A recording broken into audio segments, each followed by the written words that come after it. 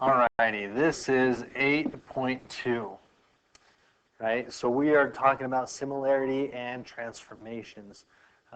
So one thing that we have already dealt with in the past, we've dealt with translation, reflection, and rotation. And we are now adding dilation, right? That's what we learned the day before. So we're really just applying the dilations on top of this. So if we look at this, if we graph triangle ABC with the vertices of, well, here we go, -4,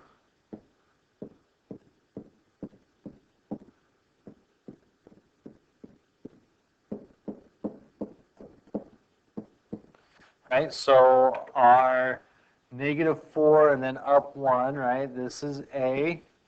And then B is at -2, 2. And B is at -2, or C, sorry, is at -2, 1. So we have this triangle right here, and we want to perform these transformations. So first we're going to translate. And so if we look at this wording right here, so I'm going to go ahead and label this A prime, B prime, and C prime. So A prime, I'm just adding 5 to the x and adding 1 to the y. So looking at A, I have -4 plus 5, which is 1. And then 1 plus 1, which is 2. And B at -2 plus 5 is 3. And 2 plus 1 is 3. And then C prime is, again, -2 plus 5, which is 3. And then 1 plus 1 is 2. So let's go ahead and put those in. So 1 and 2, this is going to be A prime. 3 and 3, this is going to be B prime. And 3 and 2, that's C prime, right? So we can see that all we did is we shifted it over right 5 units and up 1, right? That's usually what we see, right? If we're saying, looking at this, we said right 5, up 1, right? That's kind of some of the transformation that we've seen in the past, right? But this notation is common, and we can do that. Okay, but now we need to do this dilation, right? So this dilation, one thing that helps a lot is that's why I wrote down the A prime and then B. Now I'm going with A double prime, B double prime, and C double prime. So when I am, again, looking at this, all I'm doing is I'm multiplying each one, x and y, by the factor of 2. So therefore, it's going to be 1 times 2 is 2, and 2 times 2 is 4. And then 3 times 2 is 6, and 3 times 2 is also 6. 3 times 2 is 6, and then 2 times 2 is 4. So there are my points. So 2 and then 4.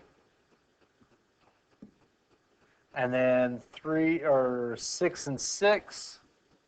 So this is A double prime, B double prime, right? And then 6 and 4, that's going to be C double prime.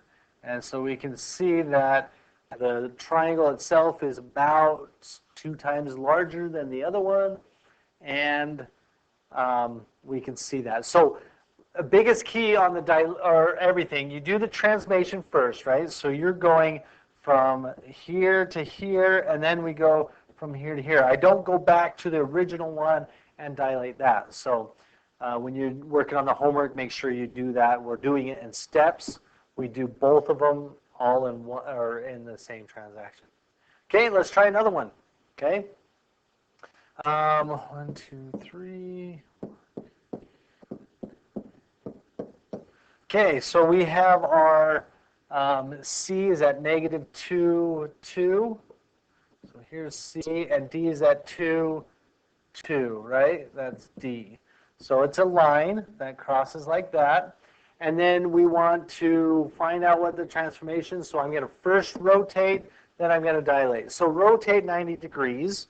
So pretty much a reminder when we rotate, if it doesn't tell us which direction, right, we always go, so let me kind of talk this through.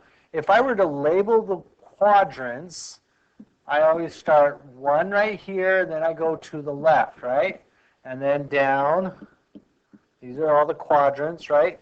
So if you notice, my quadrants, I'm always going in a counterclockwise motion, right? So therefore, when it does not tell you which way to rotate, you're always going to go counterclockwise, right? And you can use this idea of labeling the quadrants like that, okay? So that's just kind of to help us know which direction we're going to rotate, okay? So if I rotate counterclockwise, so that means C is going to go this direction, so it's going to be at, let's write C prime is going to be at -2, comma, -2. And D prime is going to be, so here is C prime, right? And then D prime is going to be the original there, so that's going to be D prime, so that's going to be -2, comma, 2, right? And then I'm going to dilate it by 1/2. So I take -2 times 1/2, which is -1, right? So C prime is going to be -1, comma, -1, and D prime is also going to be -1, and then it's going to be +1, right? So here we go. I forgot to connect these, right? And then, so -1, -1. So this is my C double prime. And then -1, +1. This is my D double prime. And so therefore, that's the dilation of 1/2, right? So I'm multiplying it by 1/2. So that would be my rotation dilation. Okay. So so I want you to actually do this on your own. I want you to try this. Go ahead and pause the video. I want you to reflect across the x-axis, and then I want you to do the dilation of 1.5. Alrighty, here is our answer. So F prime, G prime, H prime, right? It's just reflecting across the x-axis. And then it's going to, because it is a factor of 1.5, which is bigger, so it's going to get larger. And so therefore, it'll look like that. Hopefully you got the same answers. All right, this time we need to describe the transformation that maps the trapezoid PQRS to WXYZ.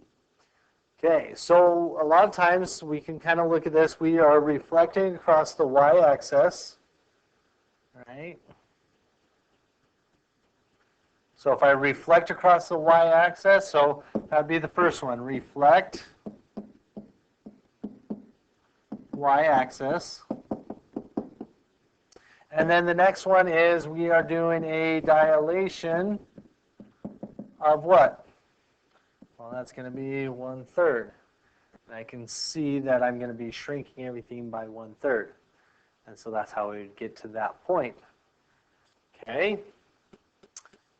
Describe the similarity transformation that maps quadrilateral DEFG to quadrilateral STUV. So go ahead and do that one. I'll pause the video, or you pause the video and go ahead and do that, write it down, and then I'll have the answer. Okay, we rotated 180 degrees, and I just put the dashed lines there to kind of help me understand. And then we dilated by 1/2, and we can see, you know, some of these numbers, like right here, this distance here, if we went 1/2, right, and it gave it to, that's how we got to that T right there. Same thing with S, half of that, and then half of that, right? So we can see that we are just halving everything. So that just helps me personally, that helps me understand it. Okay, for some reason, this is number 3. Describe another similar transformation that maps trapezoid DEFG to trapezoid STUV. All right, so this is the same graph right here, but we want to do it a different way. Well, it doesn't matter. Could I not do dilation?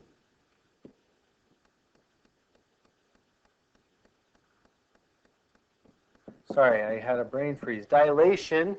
So if I did that first, right? So I went down here, and then this one would go here, and then there, and then this one would go half here, and then here, right? So something like that.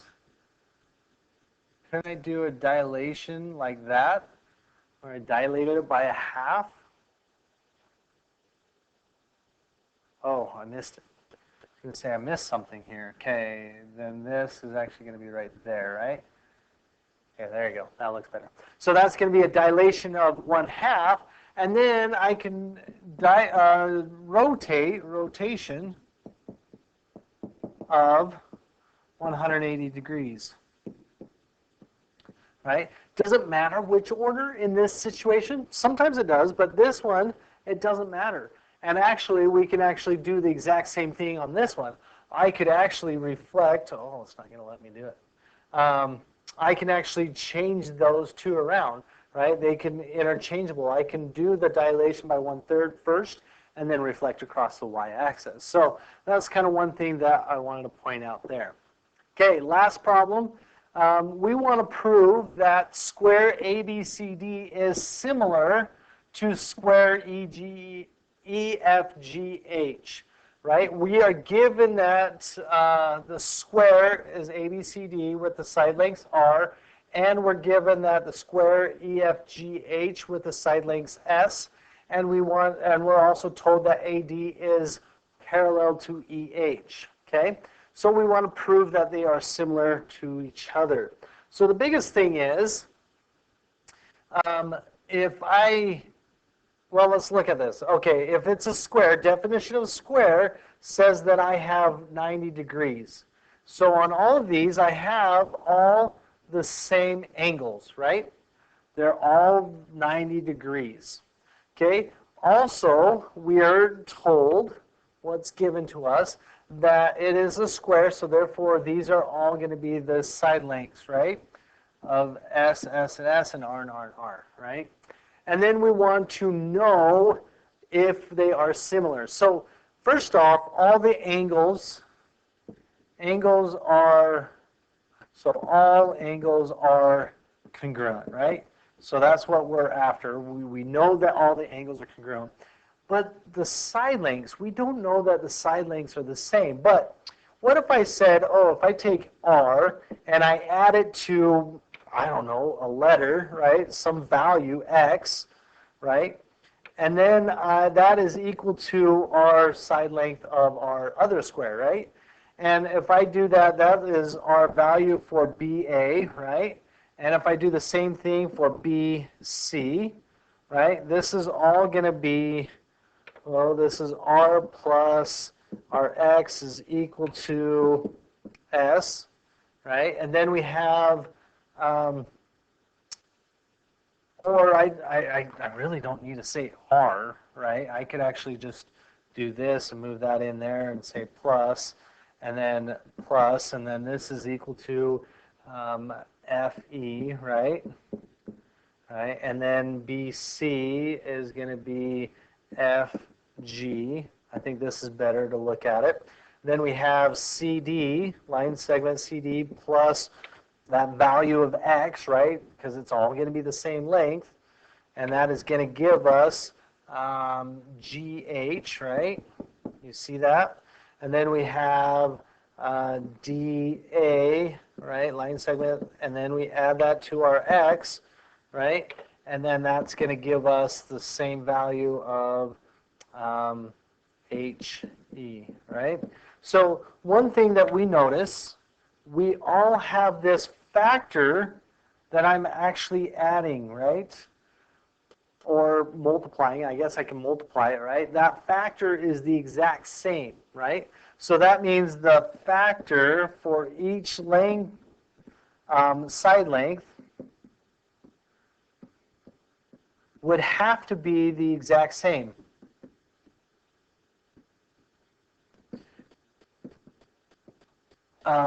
For every single line segment, right?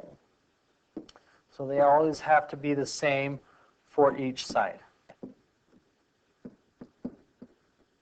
And so because of that, so this is really what we're looking at. So the factor that we are multiplying or adding is the same for each line, is the same, and, right, so you have to have both of those, and all the angles are congruent. Therefore, we are proving that the two squares are going to be similar. Okay? So that's just kind of down the road. We're going to be doing a lot more proving of similar shapes, right? Triangles and quadrilaterals, really, is what we're after. So if you have any questions, please reach out to me. Hopefully this video kind of made sense on what we're doing and kind of moving forward with that. Okay, thank you. Have a good day.